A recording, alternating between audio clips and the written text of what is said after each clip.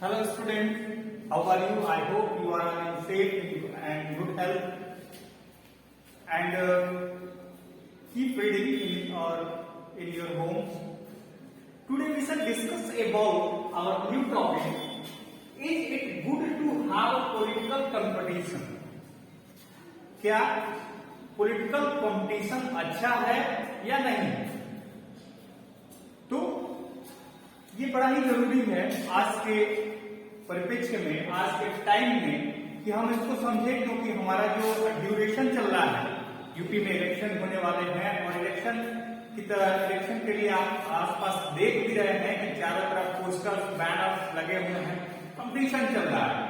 और जब से जो है कोविड के थ्रू जो है गवर्नमेंट ने बैन लगा दिया है, तो उसके बाद सोशल मीडिया पे भी जो है चल रहा है, एक वार जैसा स्टार्ट हो गया है। सब अपने अपने नए नए स्लोगन, सब नए नए तरीके अपना रहे हैं, किसके लिए वोटर्स उनकी तरफ अट्रैक्ट हो, नए नए जो है वादे किए जा रहे हैं। ये सारी चीजें आप देख रहे हैं, तो क्या यहाँ पर एक ही क्वेश्चन बनता है कि क्या पॉलिटिकल कंपटीशन अच्छा है या बुरा है? इसी बात पर हम डिस्कस करेंगे आज के इस टॉपिक में। तो let's start our topic. Is it good to have a political competition? Let's start our topic. Is it good to have a political competition with your book? तो बुक पे हम आ जाते हैं। क्या पॉलिटिकल कंपटीशन होना अच्छा है या फिर अच्छा नहीं है? अगर इस बात पर हम डिस्कस करते हैं या सोचते हैं तो हमें यही मिलता है कि जो इलेक्शन है वो मेनली जो है पॉलिटिकल कंपटीशन पे ही डिपेंड है, या इलेक्शन का जो मतलब ही है कि पॉलिटिकल कंपटीशन हो। यह जो है कंपटीशन कई रूप में हो सकती है, वेरियस फॉर्म में हो सकती है, लेकिन सबसे जो क्लियर जो फॉर्म है वो है पॉलिटिकल पार्टियों के बीच में कंपटीशन। अब यहाँ एक शब्द है कॉन्स्टिट्यूंसी। कॉन्स्टिट्यूंसी क्या होता है? तो कॉन्स्टिट्यूंसी वो एरिया होता है जिस एरिया में जो पर्टिकुलर एरिया बांटा जाता है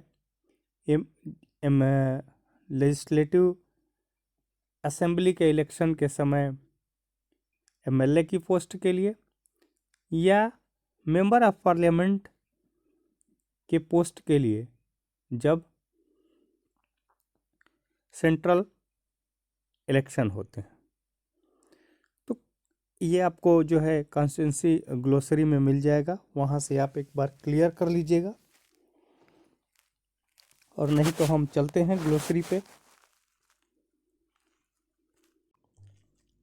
तो ये रहा कॉन्स्टिट्यूंसी, मतलब voters in a geographical area who elect a representative to the legislative bodies। तो आपको समझ में आया कि वो जाग्राफिकल एरिया की बात कर रहा है जहाँ पर रिप्रेजेंटेटिव को इलेक्ट किया जाता है वोटर्स के द्वारा। फिर हम चलते हैं अपने टॉपिक पे। तो हमने कॉन्स्टिट्यूंसी समझा। अब कॉन्स्टिट्यूंसी में इसका जो पॉलिटिकल कंपटीशन होता है वो रिप्रेजेंटेटिव के बीच में जो है कंपटीशन हो जाता है। अगर रिप्रेजेंटेटिव के बीच में कंपटीशन नहीं रहे, जो इलेक्शन जो होगा वह जो है पॉइंटलेस हो जाएगा, बिना मतलब का हो जाएगा। लेकिन क्या पॉलिटिकल कंपटीशन का होना अच्छी चीज़ है? But is it good to have a political competition? Clearly an electoral competition has many demerits. अगर हम क्लियरली बात करें तो इलेक्टोरल कंपटीशन में बहुत सारे नुकसान दिखते हैं। क्या दिखता है? तो it create a sense of disunity and factionalism in every locality. अब क्या है, इससे हर बस्ती हर घर में जो है एक जो है क्या हो जाती है, बंटवारे जैसी स्थिति हो जाती है। अपने भी अपने इलाके में या आपने भी अपने इलाके में सुना होगा कि लोग पार्टी पॉलिटिक्स के फैलने की शिकायत कर रहे हैं।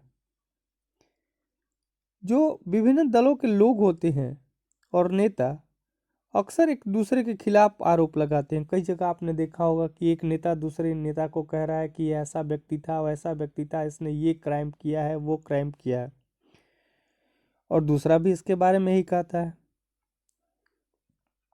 इसके अलावा पार्टियां या जो रिप्रेजेंटेटिव होते हैं वो इलेक्शन जीतने के लिए तरह तरह के दूसरे तरह के हथकंडे भी अपनाते हैं,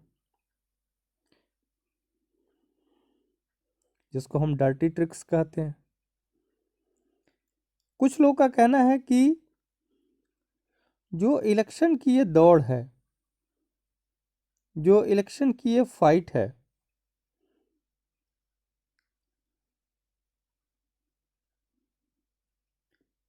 इसका दबाव जो है सही किस्म की जो बहुत दिनों तक जो चलने वाली है लॉन्ग टर्म पॉलिटिक्स को बढ़ने नहीं देता है। समाज और देश की सेवा करने की चाह रखने वाले अच्छे लोग भी इन्हीं कारणों से इलेक्शन कंपटीशन में नहीं उतरते।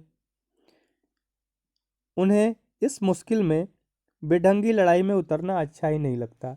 आप हमेशा देखे होंगे कि जो अच्छे लोग हैं वो इलेक्शन में नहीं आते। अब इसका कारण यही है, पहला जो हमने बात किया कि जो इलेक्शन कंपटीशन होता है उसमें जो रिप्रेजेंटेटिव होते हैं या पार्टियां होती हैं एक दूसरे पर जो है आरोप लगाती रहती हैं, और इस में वो तरह तरह के जो है डर्टी ट्रिक्स भी अपनाते हैं। तो इसमें मुख्यतः कई बार जो है ऐसे लोगों का जो है इंक्लूडिंग हो जाता है जो क्राइम करने वाले लोग होते हैं। लेकिन यहाँ एक बात और सोचने वाली है कि अगर कई बार जो है लोग या रिप्रेजेंटेटिव या पार्टियां एक दूसरे के बारे में बहुत ज़्यादा बड़ा भला बुरा भी कहते हैं, तो क्या ये हमारे जो कॉन्स्टिट्यूशन मेकर्स थे वो इस प्रॉब्लम से अवेयर नहीं थे? तो कॉन्स्टिट्यूशन मेकर जो होते इस प्रॉब्लम को के प्रति सचेत थे, अवेयर थे, फिर भी उन्होंने भविष्य के नेताओं के चुनाव के लिए एक फ्री इलेक्शन कंपटीशन का ही चयन किया।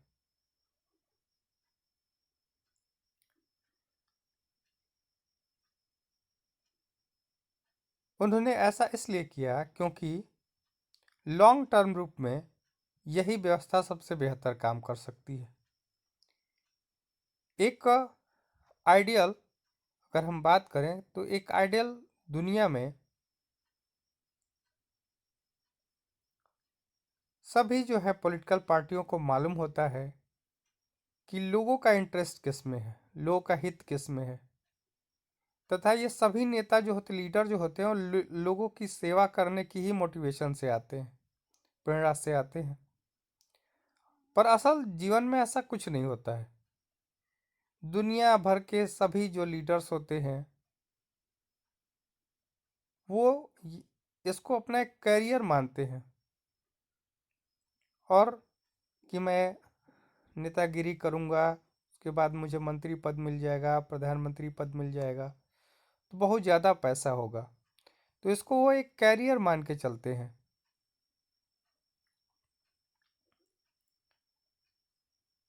ये सत्ता में जो रहते हैं गवर्नमेंट बनाने के लिए, ये हमेशा गवर्नमेंट बनाने वाली पार्टी में रहना चाहते हैं, और अपने लिए बड़ी से बड़ी कुर्सी और ज़्यादा से ज़्यादा राइट पाना चाहते हैं।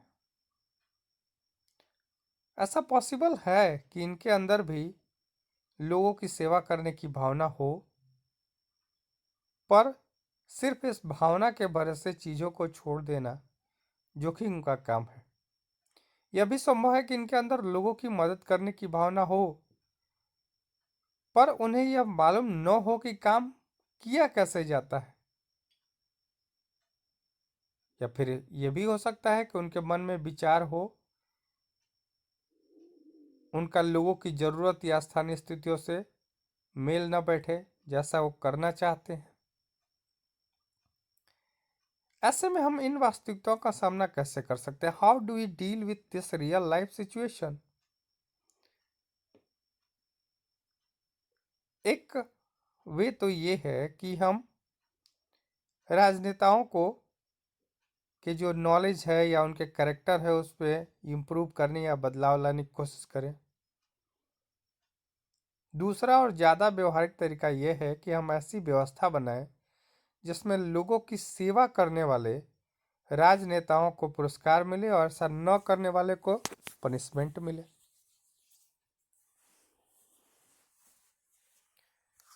पर इसकी डिसाइड कौन करेगा कि किसको किसको इनाम मिलना चाहिए, किसको पनिशमेंट मिलना चाहिए?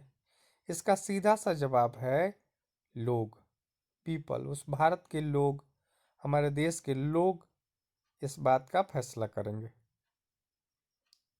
और इलेक्शन जो कंपटीशन है